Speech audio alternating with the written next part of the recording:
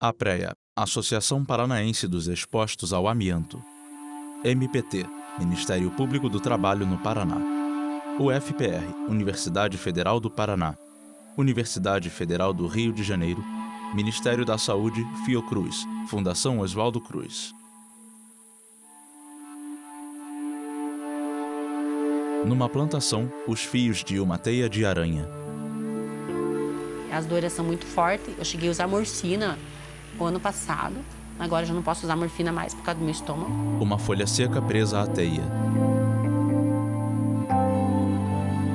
Abaixo, uma aranha. Alucinação com areias enormes subindo na parede. Eu dizia pro meu marido de noite, mata essa aranha, olha que aranhona que tem. A parede da casa era inteira, sabe? Era uma aranha. Voz em off. Ele dizia, eu já matei. Eu dizia, não, ela tá ali ainda. Eu alucinava muito. Então eu comecei a ir em médicos e ninguém conseguia descobrir o que eu tinha.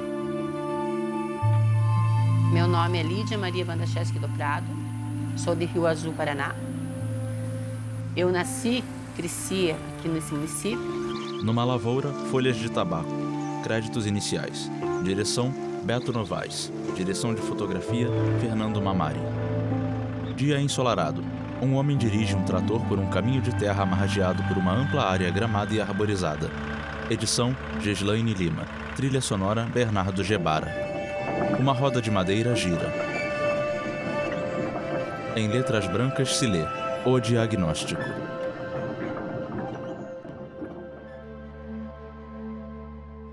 Essa foto aí é onde tudo começou. Foto: pessoas na entrada de um casebre. Aqui é minha filha Fátima, eu e meu irmão. E essa é uma foto minha maravilhosa, que é as lindas, sabe? Em outra foto, Lídia e uma mulher na lavoura. Trabalhando. Ai, ai. Lídia observa as fotos. Nessa época eu não tenho bem certeza se a Lidiane já tinha nascido ou não, mas eu acho que já. Não sei. Deve ser depois já que ela nasceu. Acho que essa foto deve ter uns 18 anos, por aí. E essas são as fotos do casamento. Foto: Lídia e o noivo diante do padre. Nós nos conhecemos num jogo de futebol.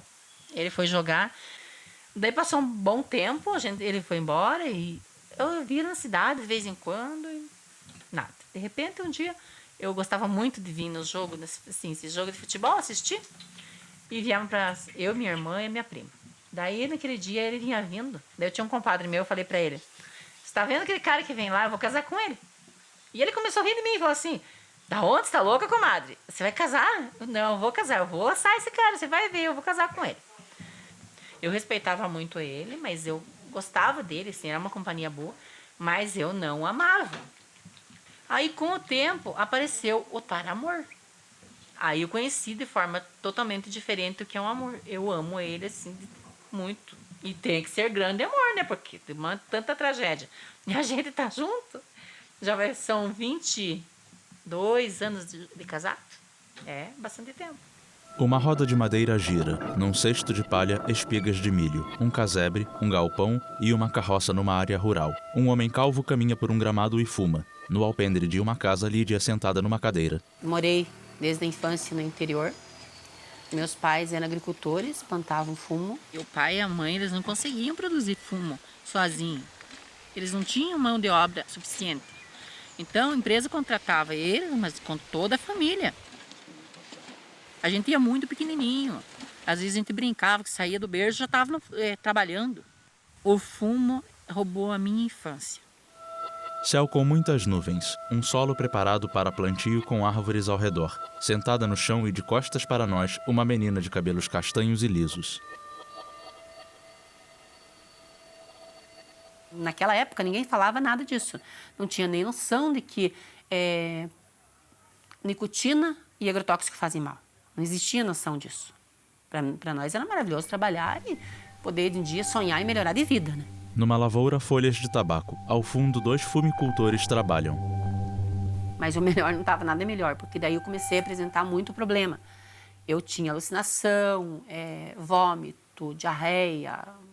Sempre eu ia pulverizar e a dor de cabeça, que parecia que eu ia estourar a minha dor de cabeça. Aí, às vezes, caía até de cama, passava aquela temporada, voltava de novo.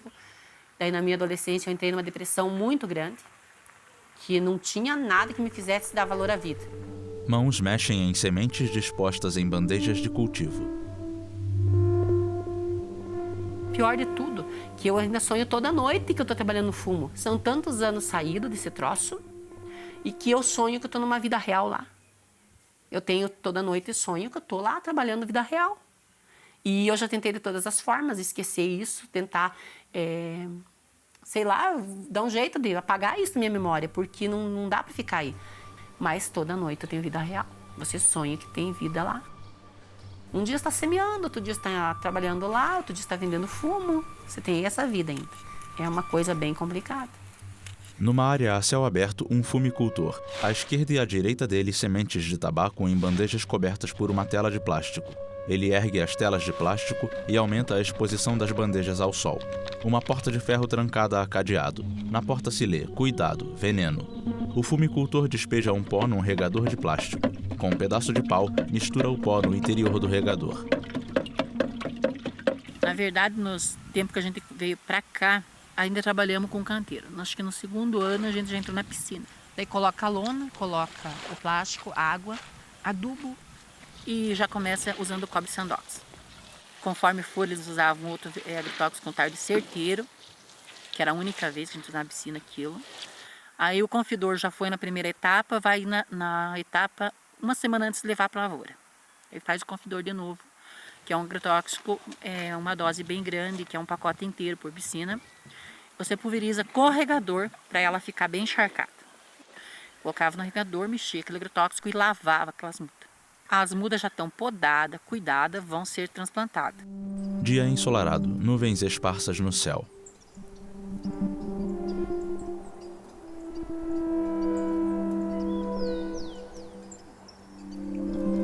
Mudas de tabaco plantadas numa ampla área de cultivo.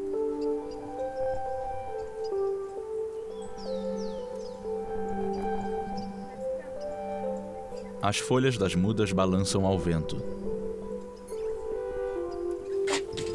Um fumicultor planta mudas no solo. Ao lado dele, uma mulher despeja um produto sobre as mudas. A gente fez esse trabalho de passar o veneno na piscina e levar recente para a roça. A gente só subiu até lá em cima. Chegamos lá, ele teve uma convulsão muito forte. Ele quase morreu naquele tempo. E ele acabou ficando um mês ou mais, acho que em casa 2 meses, que ele não podia trabalhar, o remédio fazia efeito, não podia. Aí eu comecei a pulverizar.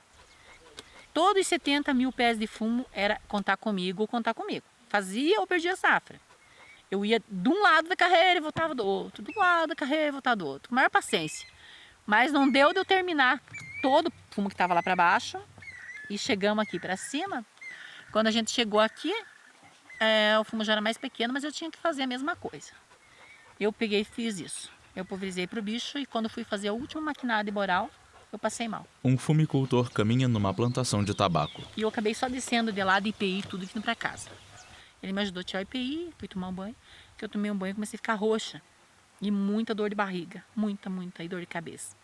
Quando eu cheguei no postinho, minha pressão tinha sido 22/14 naquele momento, eu desmaiei. Me transferiram para o hospital, fiquei o dia todo lá, mas voltei para casa também dizendo que aquilo era um estresse. Um homem pega 2 bandejas de tabaco com mudas desenvolvidas, leva as bandejas.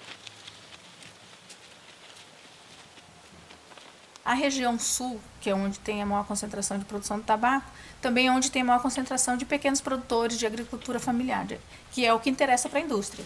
Se não fosse com a agricultura familiar, não funcionaria o negócio da indústria do tabaco. Ela precisa desse exército de escravos para que ela tenha o lucro que ela tem. Então, quando a gente tem isso em consideração, é a agricultura familiar, ou seja, as pessoas moram no local onde elas produzem o tabaco, do lado. Margarete Matos de Carvalho. Se alguns venenos, como você lê a bula, ele vai dizer o seguinte: depois da aplicação... Procuradora Regional do Trabalho. Você deve se afastar do local de aplicação, tem uns que são algumas horas, tem uns que chegam a 7, 15 dias.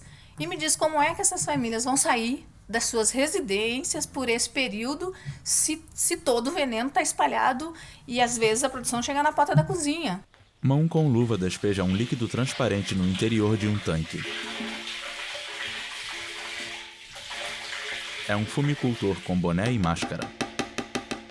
Os produtores do tabaco já estão com seus organismos comprometidos, acumulados de agrotóxicos. Eles não conseguem mais sobreviver naquelas condições. Um fumicultor pulveriza a É lavoura. muito veneno que é usado na lavoura, né?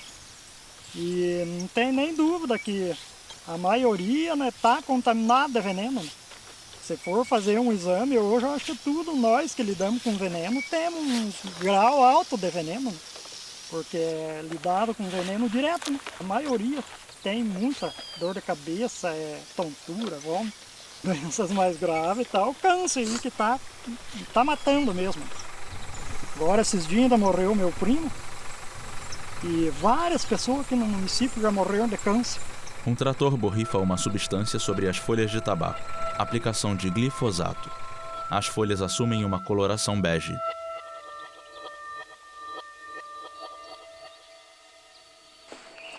Numa área coberta, 2 fumicultores vestem uniforme de segurança. Um deles veste calça e camisa de manga comprida.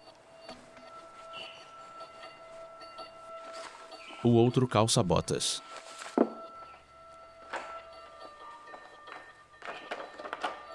O primeiro põe uma máscara. Para o equipamento de produção individual ser eficiente, eficaz, ele precisaria ser absolutamente impermeável. Um equipamento absolutamente impermeável impede a troca de calor. O fumicultor calça luvas. Essa pessoa morreria, então, de calor. É impossível utilizar adequadamente. Mesmo que fosse possível, a proteção não é absoluta na hora que tira, na hora que lava, na hora que descarta. Então, claro, as empresas, o empregador, o produtor do veneno coloca isto como sendo a solução, porque não tem, na verdade, uma solução, né? Então apresenta isso e aí é mais fácil culpabilizar quem não usa adequadamente. Dizer, não protegeu porque não usou adequadamente, né? Guilherme de Albuquerque. Então, a colocação da solução, como sendo a solução o uso do equipamento de produção individual, Professor da é UFPR. de uma infantilidade primária, assim, né? Não tem sustentação científica nenhuma. Então, claro, melhor do que não usar nada, mas é uma coisa paliativa, temporária, provisória e que não garante a proteção de ninguém, né? Na lavoura, um fumicultor despeja um líquido num recipiente. Ninguém nunca me apresentou que dissesse assim, ó, teve pessoas que tiveram intoxicação, existem pessoas que se intoxicaram, existe isso. Eu sabia que as pessoas que tomavam veneno podiam morrer, mas não quem estava pulverizando ter problemas. E aí a calça por cima da bota. Mesmo assim, usava veneno. E a gente falava isso para os orientadores. Ah, mas isso aí tá passando. Não, isso não é passar, isso é suor. Mas gozado que como é que tinha suor e tinha o mau cheiro do veneno no pé? Não tinha explicação aqui. O fumicultor pulveriza mudas de tabaco. Como que uma mulher vai limpar um EPI que o cara usou na roça ou ela mesma usou sem vestir outro EPI? Porque aquilo está contaminado.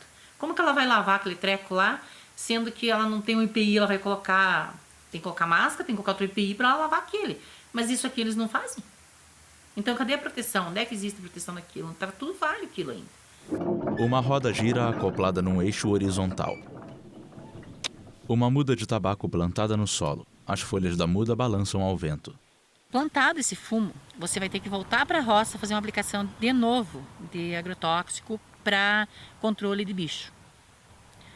Daí você percebeu que tem algum problema de bicho, vai de novo, pulveriza agrotóxico. Sempre é confidor. A gente fazia assim, passava esse confidor, já na última etapa ali, vamos passar o veneno pro bicho, para que dê o controle, vai ficar os 40 e tantos dias lá protegido, e vai fazer a quebrança da flor. Quebra a flor, passa o outro veneno, que é o agrotóxico lá, o Prime Plus, Prime, que eles diziam, que eu acho que é o mais eficaz dos desbrotantes, que ele não deixa brotar. Teve uma época assim que o Prime Plus era coisa que eu até gostava do cheiro dele. Mas chegou uma hora que não deu mais. Parecia um perfume pra gente. Aquilo até uma altura tava bom. Você achava que mais uma etapa, uma coisa natural que está acontecendo na lavoura e a gente fazendo. Daí chegou uns anos, mais no final do tempo, eu não podia cheirar aquilo, porque eu já estava desmaiando. Quando começa a colheita do fumo... Num quintal, um senhor de óculos. Quando começa a colheita do fumo, se o senhor ir lá no posto, fumicultor que venha, porque eu tô com vômito, tô vomitando, eu não como, eu não durmo. E vamos contar quantas vezes os médicos aqui no posto contaram. Mas nós não falamos para vocês parem de plantar essa praga, esse fumo. Parem de plantar isso. José Mateus. Já pedimos para vocês estão de volta aqui, estão insistindo lá no fumo. E estão de volta aqui, Agricultor. vendo aqui morrendo. Nós já estamos acostumados com isso de falar para vocês, pedir para vocês parar com essa praga. Mas o produtor está endividado com a firma quase está brigando, quase se briga para plantar, morrendo e plantando. Uma lavoura com folhas de tabaco desenvolvidas. Ao fundo, um trator com caçamba circula. Na caçamba, um homem de boné com folhas de tabaco. Percebemos também a grande dificuldade de boa parcela dos produtores em sobreviver, porque os produtores só podem vender o seu produto, entregar o seu produto para a empresa que os contrata. Voz em off. A qualidade da folha é a empresa que determina, depois da produção feita, e o valor então que vai ser dado ao produto também é a empresa que determina. Para poder produzir naquelas condições, esses pequenos produtores com poucos recursos, vários deles acabam tendo que fazer empréstimos bancários, que nem em seu nome acaba sendo, porque eles não teriam como fazer. Então a empresa intermedia esses empréstimos, o lavrador, o produtor, Num escritório. muitas vezes nem lê, não sabe ler ou não tem acesso, só assina este contrato. Guilherme de Albuquerque. E ao final, quando ele não consegue cumprir aquilo que ele se propôs junto à empresa, ele às vezes tem grandes perdas, inclusive de seu próprio patrimônio. Nós soubemos de casos lá de agricultores que se suicidaram diante da iminência de perder a moradia, de perder o pouco que tinha. Um material crepita em chamas num forno artesanal. Folhas de tabaco presas pelo caule numa estrutura de madeira. A fumaça escapa pela boca do forno artesanal. Num telhado, uma chaminé libera fumaça.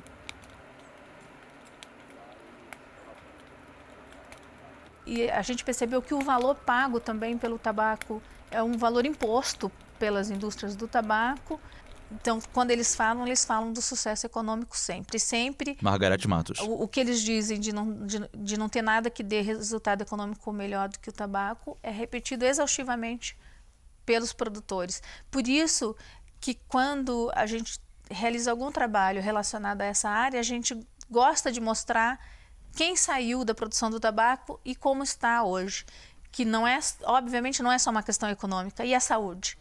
Então, vale a pena, né, entregar toda a sua saúde, por exemplo, a Lídia hoje, né, a situação que ela se encontra, o próprio Valdemar e outras famílias, pessoas que se suicidaram, o fato de perder uma pessoa que poderia ser ativa, economicamente ativa em benefício daquela família, a dor que isso provoca na família, esse custo, ele não é considerado, em nenhum momento ele é considerado, esse custo tão grande relacionado à saúde e à saúde mental, principalmente, dessas pessoas. Elver Andrade. Em alguns casos bem extremos, existem relatos, estudos epidemiológicos mostrando a relação entre o suicídio dessas pessoas expostas a médico. A esse tempo longo de exposição a esses produtos organofosforados. Então, a ciência já definiu alguns tipos de doenças crônicas bem sabidas, bem reconhecidas, a essa relação entre a exposição prolongada, crônica, e o adoecimento ou até os casos mais graves de morte, né? E aí, esse agrotóxico também, quando ele atua no corpo humano, né, no organismo advogado, do agricultor, esse agrotóxico ele vai fazer o quê? Primeiro problema que ele vai dar, perda de audição. E que? Eu tô surdo. José Mateus. Né? Que aí ele vai perdendo tons, né, de audição, que muitas vezes é imperceptível, né? E vai no posto de saúde, ninguém dá bola, ninguém alia isso ao agrotóxico, ninguém diz nada, né? Tá ficando velho. Pronto, né? Mas aí, quantos anos o senhor tem? Estou com 56 anos. Né? Não é uma idade para estar surdo. Né? E aí ele vai atuando no sistema nervoso. Né? Que o principal problema do agrotóxico é a atuação do sistema nervoso. Né? Então ele vai tendo amortecimento nas mãos, amortecimento nos pés, vai perdendo algumas sensibilidades, até que chega um ponto que, né, passou a intoxicação aguda, ele vai para uma intoxicação crônica. Né? Como diz um amigo meu que é médico, ele explica assim para os agricultores.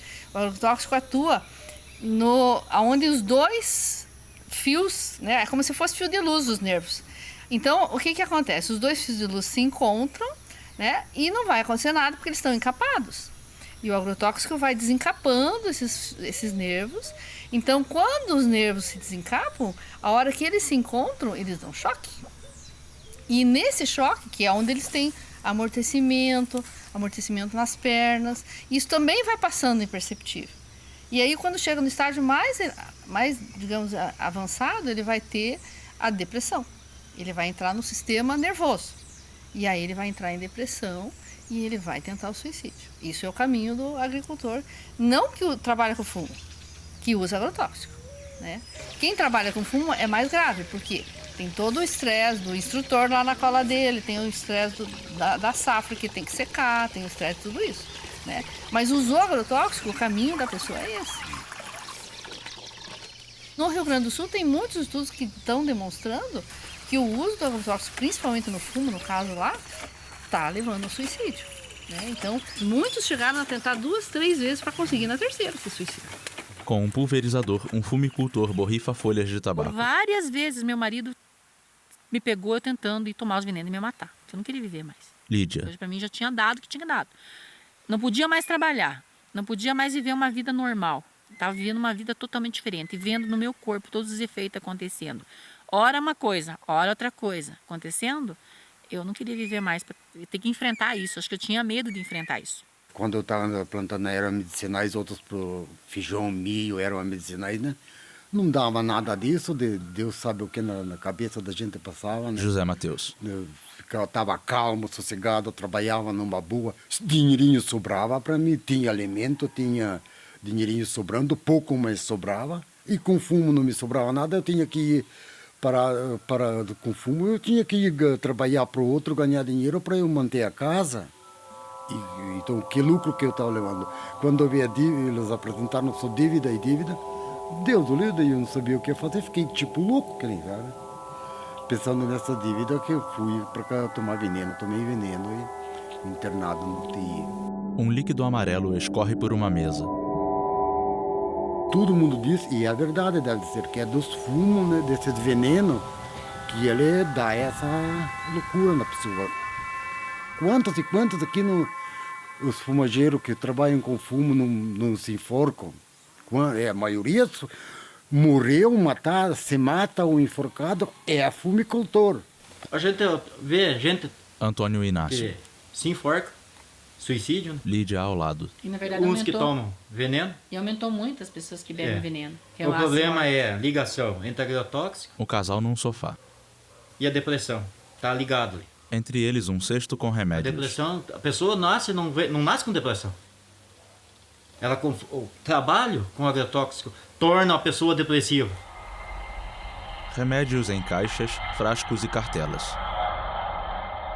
Outra coisa que a indústria tenta negar, que a produção de tabaco não está associada a um número elevado de suicídios, mas os dados epidemiológicos apresentados inclusive na revista Galileu, médicos do Rio Grande do Sul, de Santa Catarina, em eventos, eles têm alertado para essa epidemia, não só de suicídios, como também de câncer, um índice muito alto de câncer, né, nessas famílias, e nós sabemos da gravidade que é a exposição a agrotóxicos. Só que no caso da produção de tabaco, Margarete Matos. essa situação ela se agrava porque a quantidade de agrotóxicos, o número de aplicações, a falta de treinamento para aplicação, a falta de informações, a vulnerabilidade dessas famílias torna isso uma bomba relógio que já explodiu. A gente só não está tornando isso visível, mas isso já está acontecendo no campo. E o fato de estar respingando aqui nas cidades já mostra isso. Árvores de troncos e galhos finos. Os galhos balançam ao vento. Atrás, a lua no céu azul sem nuvens. As árvores refletidas na superfície de um rio. Eles podem até dizer, não como com veneno porque eu como orgânico. Não tomo água porque eu tomo água mineral, né? Mas eles têm que cozinhar e eles têm que tomar banho. Então aí nós estamos na esfera da saúde pública. Vânia Santos. Então não tem como dizer que o agrotóxico não afeta toda a sociedade e não afeta o coletivo. Por exemplo, o Dentópolis, olha, eu tenho desde 2005 até 2017, todos os anos tem 60, 70, 50, no mínimo 40 e poucos tipos de resíduo de agrotóxico diferentes dentro do parâmetro. Mas o que é esse dentro do parâmetro? Quando o parâmetro está muito baixo e tem a mais, vamos mudar o parâmetro para dizer que está certo, né? Então aí o que acontece? Misture tudo isso num copo d'água e tome uma vez. É uma coisa. Agora, tome banho, cozinhe, né? Beba essa água. Durante anos a fio, o que vai acontecer? Um índice alto de câncer, que é o que nós temos aqui. Nosso índice de câncer praticamente é maior do que o do Paraná, né? Vai ter um índice alto de suicídios, vai ser um índice alto de tarja preta, né? Um monte de gente tomando remédio para depressão. E isso, essa visibilidade que hoje tem, que hoje as pessoas estão de fato até um pouco assustadas com essa realidade, se deve ao trabalho que foi feito pelas ONGs, pela promotoria, pelas promotorias de meio ambiente, pela promotoria do trabalho, que juntos estão vendo a gravidade desse problema e estão dando visibilidade a ele. Então, no Paraná, várias amostras de água Guilherme de Albuquerque. superficial e profunda têm a presença de agrotóxicos. Então, todos nós estamos expostos, mas o trabalhador agrícola está mais agudamente, mais intensamente exposto, não há dúvida. Uma roda gira acoplada num eixo horizontal. Raios do sol iluminam folhas de plantas. Eu fui em vários médicos especialistas, muitos deles particular, porque eu queria melhorar, né? Eu precisava melhorar para voltar a trabalhar, porque como que eu ia viver? Eu dependia da fumicultura para mim poder pagar minhas contas, para viver, né? Porque era isso que a gente vivia lá. Então eu comecei a ir em médicos e ninguém conseguia descobrir o que eu tinha. Ninguém conseguia descobrir. Tomar remédio não melhorava nada e continuou. Lídia. Até que uma neurologista me encaminhou para as clínicas. Na fachada de um prédio se lê Universidade do Paraná, Hospital de Clínicas. O que me levou para Curitiba foi uns 2 caroços que tinham aparecido na região cervical e a fraqueza muscular. Aí o médico achou que tinha câncer e aí eu passei pesquisada cabeça e pescoço. Aí veio biópsia, tudo, não tinha nada. Aí eles começaram a passar para o infectologista e ele fez toda a investigação, mas também me deu alta. Dizendo para mim num dia assim, ele chamou para conversa e falou, olha, você não tem nada dessas doenças infecto-contagiosas, mas você tem que investigar relacionado ao trabalho. Daí ele perguntou naquele dia no que eu trabalhava. Ele falou assim, tabaco? Eu falei, não, fumo. A gente tinha uma coisa assim, meio que eu não entendia a palavra dele, tabaco, porque a gente morava no interior e entendia fumo. Eu falei, fumo. Daí ele falou assim, não, você tem que investigar nesse negócio aí, porque pode ter relação com o trabalho da tua doença. Uma plantação com mudas de tabaco. Ao fundo, 2 tratores trafegam. Nisso, né, em 2007, eu comecei, acho que foi o último ano que eu pulverizei, eu comecei a pulverizar a lavoura. Primeiro foi o boral, que era para terra. Não, primeiro o confidor para o bicho, que era o organofosforado lá que a gente passa para o bicho. Depois eu passei o boral. Nessa ida que eu fui para a roça, eu levava água na carroça e no tambor. E nisso a gente sempre tinha milho, às vezes que tratava a criação, ficava o resto de grãos na carroça. Foi nessa época que quando eu desci lá embaixo, então eu vi muita saracura morta. Elas comeram aquele milho e morreram, mas morreram assim, no local, elas não saíram longe, elas ficaram em volta. Que eu tinha deixado de um dia para outra carroça e no outro dia eu fui buscar, trazer carroça para levar água para outro lugar. Então eu tinha achado esses bichos mortos. Aí eu comecei a ficar com medo. Um líquido transparente escorre de um regador. Abaixo do regador, bandejas com sementes de tabaco. Uma gota cai da emenda de um cano. Mudas de tabaco em bandejas. Nas mudas, pequenas manchas brancas. Eu pensando assim, já tinha um médico de Erasto dizendo que era para mim procurar investigar um negócio em relação ao trabalho. Que eu estava doente, poderia ser alguma coisa, mas ele não sabia. E aí todos esses bichos mortos lá. Se o bicho morre, então nós, o que seria? Aí eu procurei uma neurologista em Curitiba. Nessa neurologista eu fiquei por muito tempo, ela investigou todas as doenças, eu não tinha nada compatível com o que estava acontecendo. E ela me mandou uma carta, onde eu levei essa carta para o Hospital de Clínicas. E numa consulta endócrina, eles me mandaram para o setor de envenenamento. Chegando no setor de envenenamento, eu encontrei a doutora Marlene, que me atendeu, mas que também me passou para mim numa outra consulta, aonde foi que eu encontrei o Marlon e a Yumi. Ela veio atrás de um diagnóstico. Yumi Murakami. Ela já tinha passado por vários serviços de saúde e queria muito saber o que ela tinha. Então ela estava muito aflita com essa situação. Farmacêutica. E aí a gente conversou, ela me relatou da exposição aos agrotóxicos que ela teve desde criança, né? Das intoxicações agudas que ela teve, contou essa história tanto pelos agrotóxicos quanto pela folha do tabaco, e também trouxe várias notas fiscais de compra de agrotóxicos de diversos ingredientes ativos, né? Quer dizer, a exposição dela era de muito tempo e a muitos produtos. Sementes de tabaco são regadas. De exposição, né?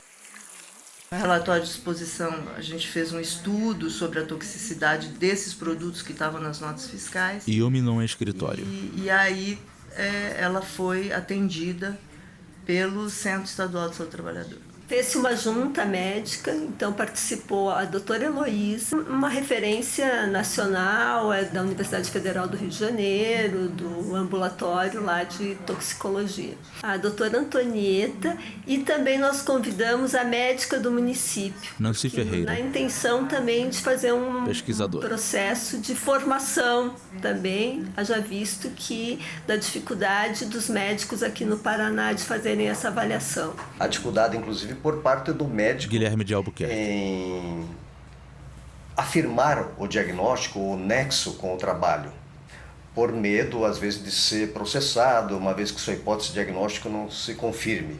O que não tem sustentação também, na verdade, porque o médico pode estabelecer hipóteses diagnósticas, depois serão confirmadas ou não.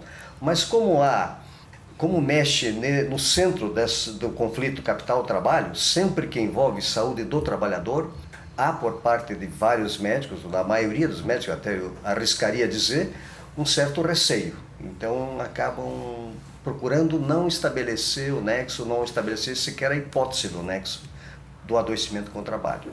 A roda de madeira gira. Na sala de casa, Lídia. E eu fui para essa junta médica, onde participou uns médicos que me atendiam, e a doutora Heloísa, a doutora Antonieta.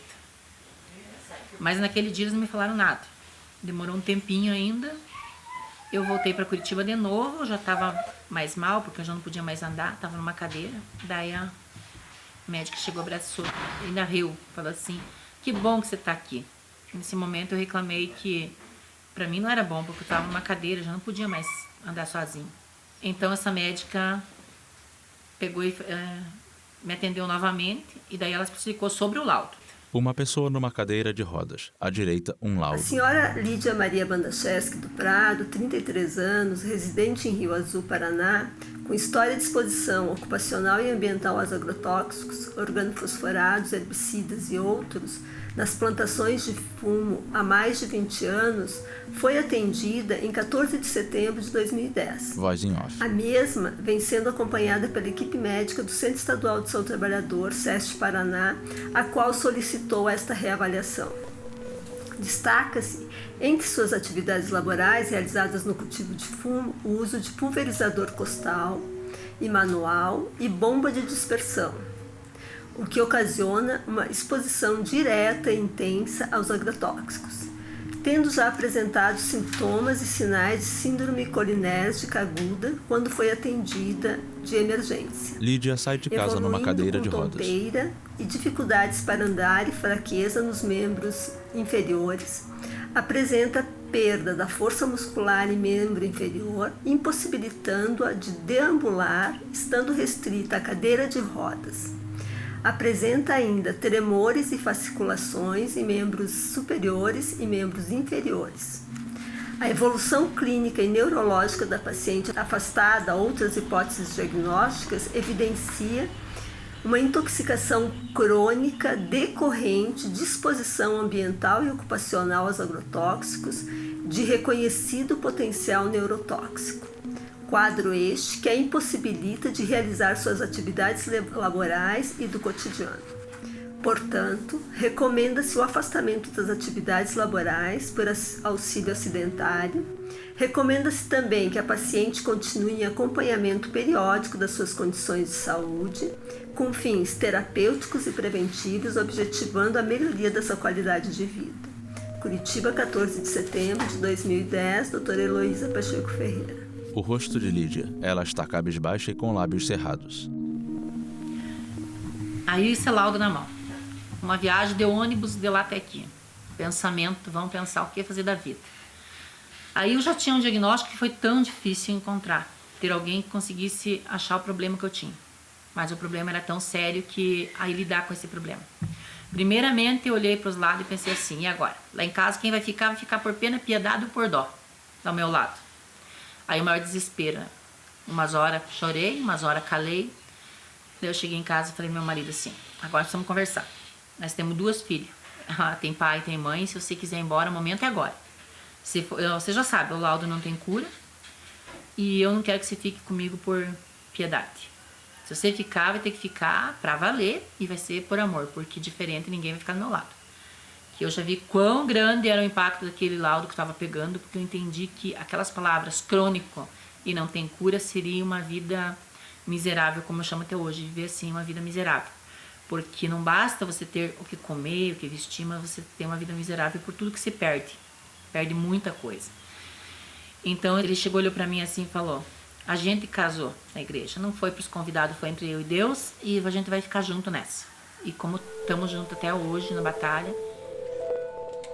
Antônio empurra Lídia a rampa acima na cadeira de rodas.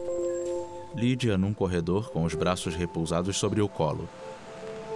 2 mulheres passam por ela. Com a assessoria e a avaliação da doutora Heloísa, Nancy Ferreira. Nós aprofundamos o estudo, então, das intoxicações crônicas. Inclusive, nós fizemos uma articulação aí com a Universidade Federal do Paraná e foi feita uma pesquisa, né, sobre o trabalho na fumicultura e com foco para as intoxicações. Não é porque não existiam casos de intoxicação crônica, é porque ninguém identificava e ninguém notificava. Né? Guilherme de Albuquerque. Então, isso é para percebermos como há uma omissão e um ocultamento desse problema que é gravíssimo. Pessoas adoecem, morrem, se suicidam por causa da intoxicação crônica. Ficam surdas, ficam com câncer, ficam com tetraplégicas por causa dessa intoxicação. Isso não é sequer identificado, muito menos tratado, controlado, prevenido, que seria a função básica do sistema de saúde. Né? O resultado da pesquisa, o resultado dos dados epidemiológicos do Paraná mostram que existem bastante pessoas expostas. Elver Andrade. E poucas delas conseguiram o reconhecimento do diagnóstico de intoxicação crônica. A gente estima que exista muito mais. Tem uma pesquisa da Fiocruz, já até antiga, que estima que cada caso de trabalhador intoxicado que se diagnostica, existem 50 outros não diagnosticados. Então, é uma tragédia assim, de saúde pública, né, a questão da intoxicação por agrotóxicos. Né? Para o diagnóstico da intoxicação crônica, Guilherme de Albuquerque. Como implica no estabelecimento do nexo com o veneno,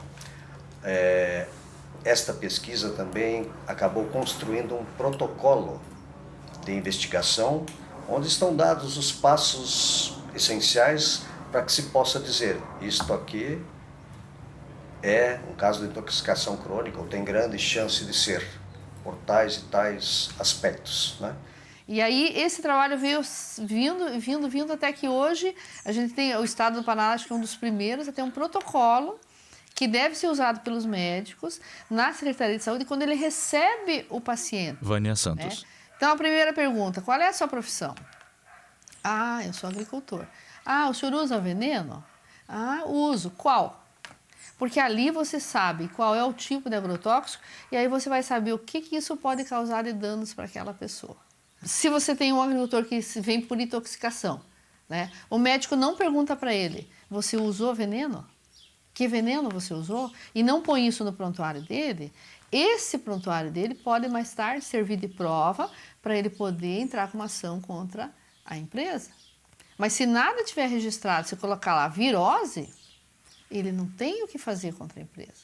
E daí ele vai ter uma intoxicação crônica, de repente vai se matar, ou de repente vai ter um câncer, e ninguém vai dizer que isso está relacionado ao agrotóxico.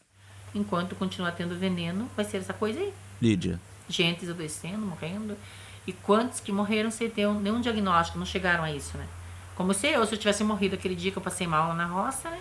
Eu não teria um diagnóstico tão completo, um laudo desse tamanho que nem eu tenho, né?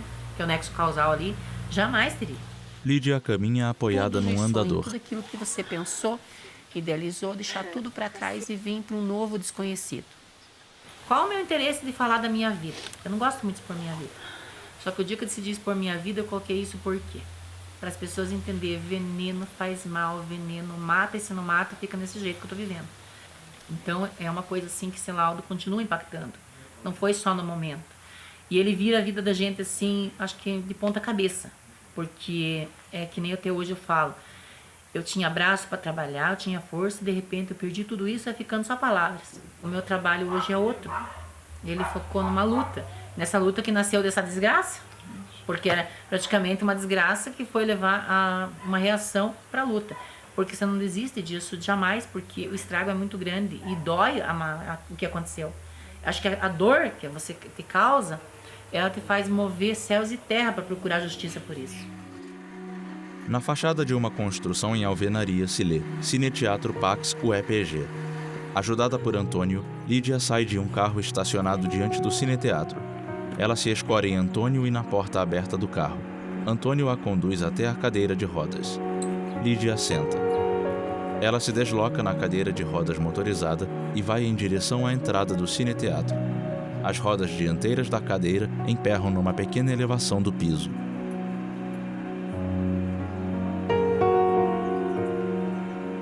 Antônio empurra Lídia. O casal entra no hall do cineteatro.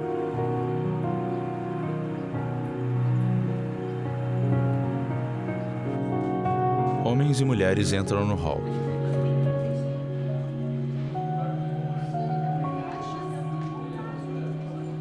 Num cartaz se lê: Eu cultivo produtos orgânicos. Ao lado, Lídia diante de uma bancada com verduras e hortaliças.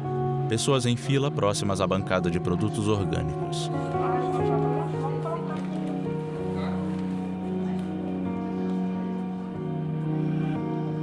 Uma pessoa posiciona os produtos e os organiza em cestos. Num dos cestos, um panfleto com a frase: Viva sem veneno.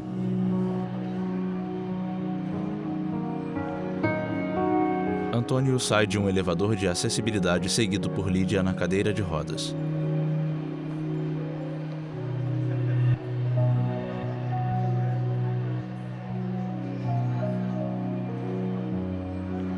Num auditório, homens e mulheres sentados numa poltrona. Audiência pública sobre agrotóxico, Ponta Grossa, Paraná, agosto de 2019.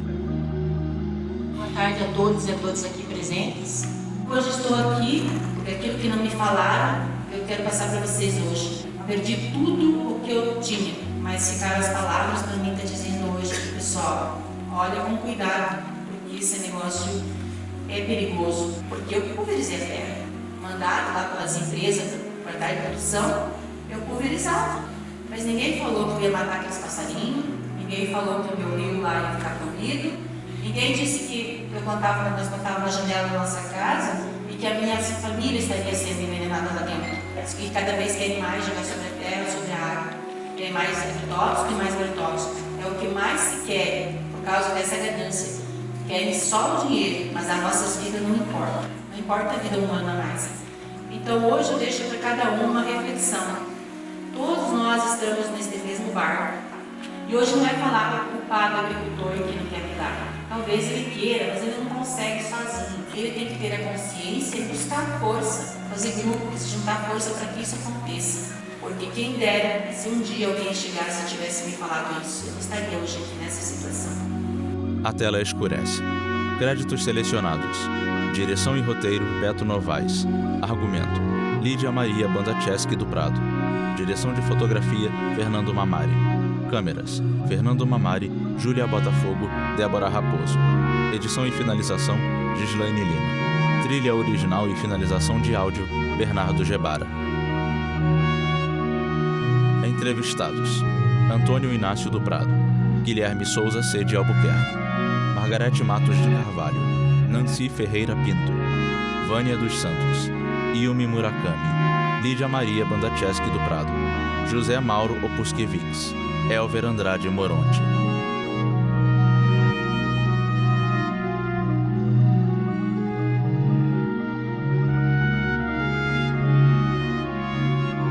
Produção: Projeto Educação através das Imagens, UFRJ. Realização: APREA, Associação Paranaense dos Expostos ao Amianto. MPT, Ministério Público do Trabalho no Paraná. UFPR, Universidade Federal do Paraná. Universidade Federal do Rio de Janeiro. Ministério da Saúde, Fiocruz, Fundação Oswaldo Cruz. SUS, Pátria Amada Brasil, Governo Federal. 2019.